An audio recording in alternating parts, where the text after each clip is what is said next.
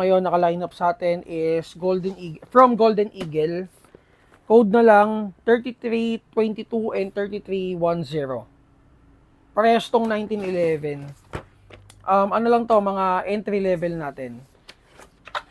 Papakita ko sa inyo. So 1911 base unit, metal slide, metal lower frame. And then guys, ito polymer to. And then wala rin siyang under rail for attachment. Pero yung outer barrel niya is threaded. Pwede kayo maglagay ng compensator, tracer, suppressor, loudiner, or kung anong gusto nyo ilagay, pwede. And then 80% TM spec siya. So meaning, may mga parts na hindi rin mag-fit sa kanya galing kay TM. So ang mangyayari niyan, mix and match tayo for repair and aftermarket parts. And then yung magazine niya is dual stock. Yan. So mga around mga mga 24 rounds. Freebies, may kasama naman siyang BBs. Ito. Siguro mga nasa, kung hindi 50 shots, 100 shots. May cleaning rod na rin siyang kasama. Huwag niyo iwawala to kasi sobrang hirap maganap nito. And then BB loader. Price nito guys is 4,300. Makikita nyo sa budget meal folder natin.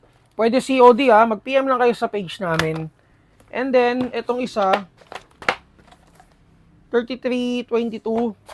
Medyo mas maikli siya compared dun sa naunang pinakita ko. 1911 base din siya. And then, naka-metal slide na. Metal yung lower frame. And then guys, ito, meron tong under rail for flashlight or laser attachment.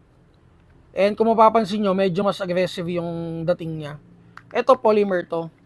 Itong grip. Pero yung mismong base ng grip is metal. The same sila. For the sights, yung sights niya, rear sights is adjustable. And then ito yung front sights niya. Hindi pa siya naka fiber optic sights. For the price, ang price ito is 4,300. Ano lang sila, mga entry level lang sila. If naghahanap kayo ng mga budget meal units. By the way, gas blowback pistol sila guys And then magazine capacity pala. Ito pala yung magazine. Dual stock din, 24 rounds. Kasama niya sa box, cleaning rod, BB loader, and yung BBs na pinakita ko yun sa inyo kanina. Okay, so itest natin. Isa na lang yung ititest ko. Usually naman, ang mga FPS naman nila out of the box is the same lang din naman. 300 to 330. Medyo hinihingal ako Yung kasi kanina, guys, yung AK, kung hindi nyo pa kung unang ito napanood, ayun, nag-video rin kami kanina ng AK from LCT. Sobrang ganda. And sobrang sobrang solid. Sobrang solid ng mga unit ng LCT. Guys, inlet pala. Pakita ko lang sa inyo yung inlet. Yung inlet nila guys, walang wala pang tawag dito, O-ring. Kasi TM base siya. Yung mga TM base namin dito na units like the Carnotaurus, ICS Challenger, ano pa ba? Yung TM mismo na TM SNA, wala sila talagang O-ring. So hindi siya defective Talagang out of the box wala talaga silang O-ring. Hindi ko alam kung bakit, pero yun, pwede naman natin lagyan dito sa store. Or kung wala kami, pwede kayong bumili ng lighter, may 3 O-ring doon, pwede nyo isiksik dito. Ayan, so ganyan pag walang O-ring, lumalabas yung gas. Minsan, accidentally, yung mga for example lang WE, may mga kasama namang O-ring yung mga magazine nila, pero nagkakaroon ng aksidenteng natatanggal pagka tanggal nung nozzle nung ito. Ang pinaka troubleshooting na pwede nyo gawin since ang available naman usually sa atin, syempre dito sa atin, is bumili ng lighter and yung O-ring doon, pwede mo ilagay dito para hindi na siya sumingaw. Sige, banatan natin to.